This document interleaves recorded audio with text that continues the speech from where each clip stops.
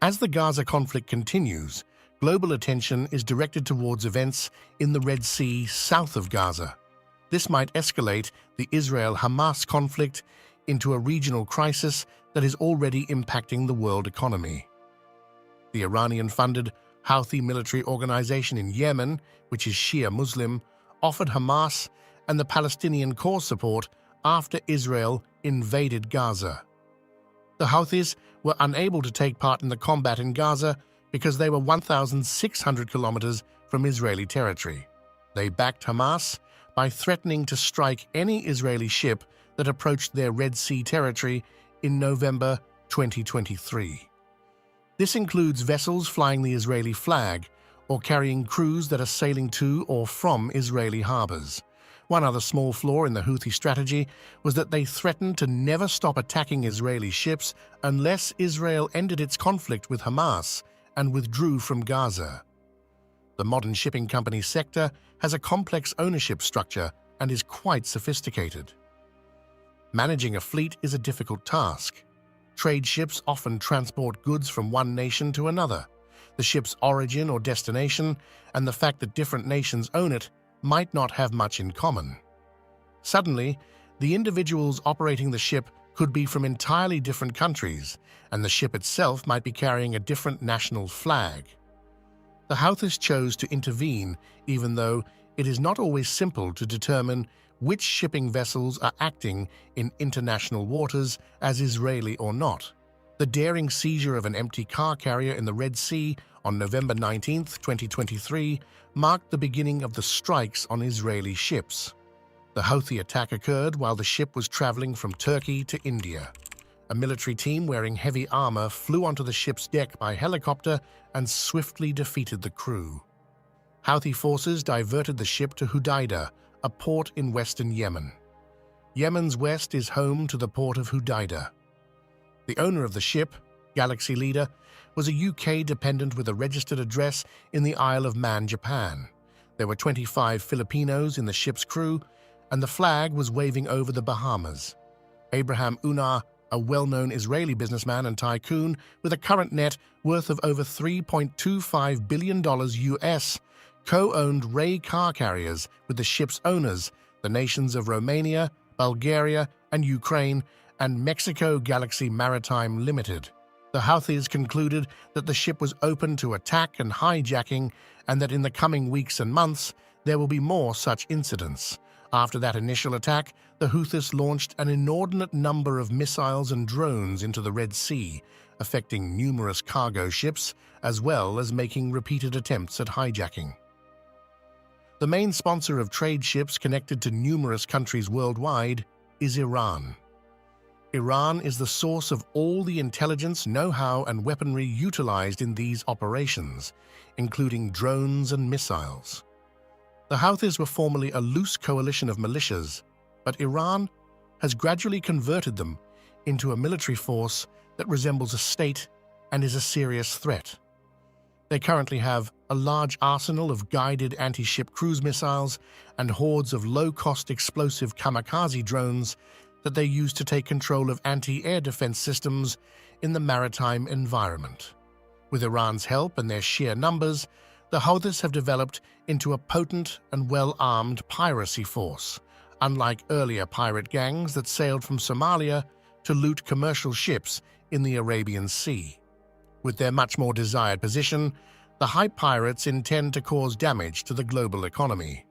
They presently hold much of the country's coastline and population in the northwest of Yemen, which gives them an advantage in the worldwide commerce battle and allows them to take control of ships, missiles, and drones into this crucial artery. The main marine route connecting Asia and Europe is the Red Marine, which has two tiny gates on either side. The Suez Canal runs through Egypt in the northern section, while the Bab al-Mandeb Strait connects Yemen and Djibouti in the southern part. As one of the quickest routes between Asia and Europe, ships from nations like China frequently use the passage between these Red Sea ports to convey finished goods and raw materials. For nations like India, South Korea, Taiwan, and Japan, this is the recommended way of shipping to the huge European consumer market. This trade route is also essential for the worldwide transit of energy resources, such as oil and gas, from countries like Russia. Oil and gas from the Persian Gulf are traveling into Europe via one route, while Kazakhstan and Azerbaijan are traveling towards Asia via the other. As a result, the Red Sea currently handles about 12% of global trade volume on an annual basis. This comprises about 10% of the world's aquatic oil, 30% of the world's container ship traffic, and 8% of all LNG. The Suez Canal handles 50 commercial vessels a day on average. Only the Singapore Strait in Southeast Asia ranks higher globally in terms of importance as marine barriers for globalized trade than the Bab al-Mandab Strait and the Suez Canal combined. Due to the massive volume of energy and trade that regularly runs through the Red Sea, Russia is just one of several nations and players whose top priority is the stability and security of the region. To deliver LG resources and their own crude oil to their new principal clients, they continue to depend on the Red Sea as their primary shipping route. Kazakhstan and Australia also use the route, although to a lesser degree, for oil shipment in addition to China and India. Like Japan, China sees the Red Sea as the most crucial route for obtaining Russian energy supplies and shipping its produced goods to the European consumer market. Nearby Djibouti is home to overseas military bases operated by China and Japan to guard their separate trade routes to Qatar.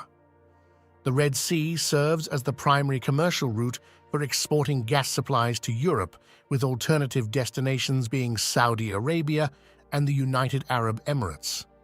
Bahrain, Kuwait, and Iraq use the Red Sea as their main trading route for delivering crude oil to Europe.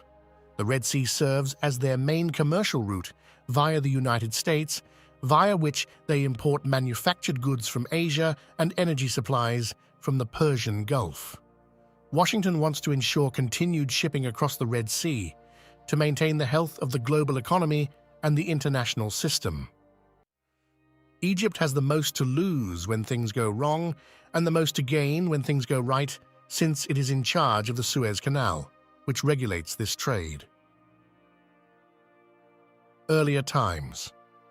The administration of the Suez Canal imposes a number of fees and tariffs on every vessel that uses the canal, as it is their only alternative.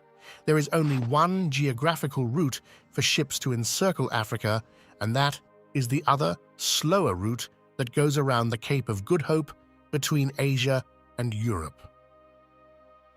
Under normal circumstances, ships can travel from Asia to Europe via a far longer and more costly path that circles the entire continent of Africa. The journey takes an additional 7 to 10 days on this route. Using the Suez Canal rather than going around Africa still saves ships a lot of money, and Egypt's tolls and taxes provide a sizable portion of the country's income. During the fiscal year that ran from June 2022 to June 2023, the number of ships passing through the Suez Canal reached a record high as the world started to recover from the impacts of the COVID-19 pandemic on logistical supply lines. In addition, the Red Sea is the only route via which several nations are able to import products from overseas, and Egypt made a record-breaking annual profit from the Suez Canal this year, amounting to almost $9.4 billion. This represents about 10% of the running budget of the Egyptian government. There were 25,817 ships that traveled as well. The only ports for ships are on the Red Sea, Jordan, Sudan, and Arabia. The port of Djibouti, located on the Gulf of Aden near the Red Sea, currently supports approximately 95% of the isolated Ethiopian commerce volume. For these dozens of countries, both nearby and far away, the uninterrupted and safe passage of trade across the Red Sea is so crucial. Historically, the Red Sea has been located in one of the world's most politically turbulent areas. Whether intentional or accidental, blockades can severely harm ships. Thank you for watching.